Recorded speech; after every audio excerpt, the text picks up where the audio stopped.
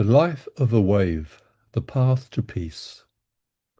Once upon a time, a wave was born on the ocean. She was excited to be alive, to explore, to see what's there, to make friends. Strangely, she forgot where she came from. She didn't even know about the ocean. She was separate. She was an individual. She was unique.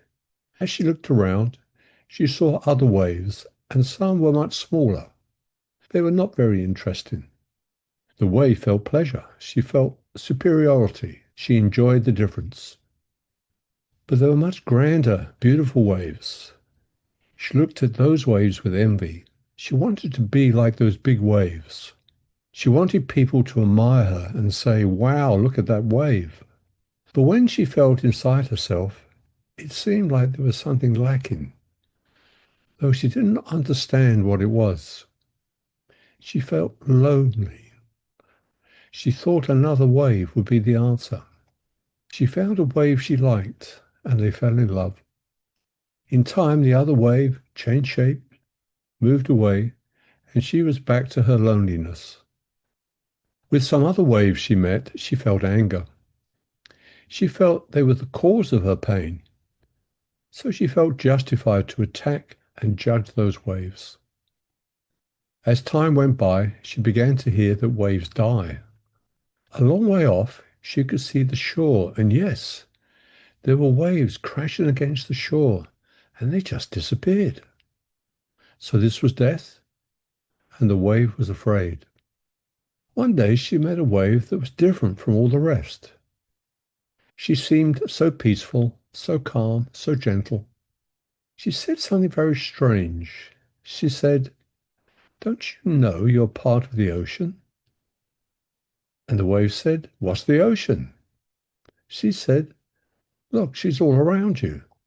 That's where you came from. That's where you are." "I don't know. I can't see any ocean," she said. "Just be still. Just be quiet and feel," said the wise wave. So the wave tried, but she couldn't feel this ocean. But the example of that beautiful wave made her start to look, made her start to seek. And so she started to spend her life looking for the ocean. She became a seeker, and she met other fellow seekers. Other seekers told her she had to work very hard to find the ocean. So she dedicated her life to this with austere practices, long periods of meditation, fighting against her imperfections, and trying to improve herself. But still she could not find the ocean, and that the shore was getting closer. Death was approaching. She had to hurry, put in more effort now. And then one day she came across that beautiful wise wave again. It said, "What have you been doing, young wave?" "I've been trying to find the ocean," she replied. And the wise wave said, "You can't find the ocean because you are the ocean. Just relax. Be still and silent. Stop trying to change yourself. Drop all your judgment of other waves and judgment of yourself. Forgive yourself. Forgive those waves. Just be. Just move into the present moment. Just let everything be as it is." This sounded strange to the wave. Surely I must work very hard to find the ocean, she thought. But in time she began to learn. As the judgments dropped, the peace increased, the mind became more quiet, and she began to sense the presence of the ocean.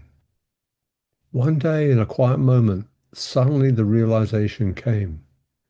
I am the ocean. I am eternal. Waves die, but the ocean never does. I have always been. I always will be.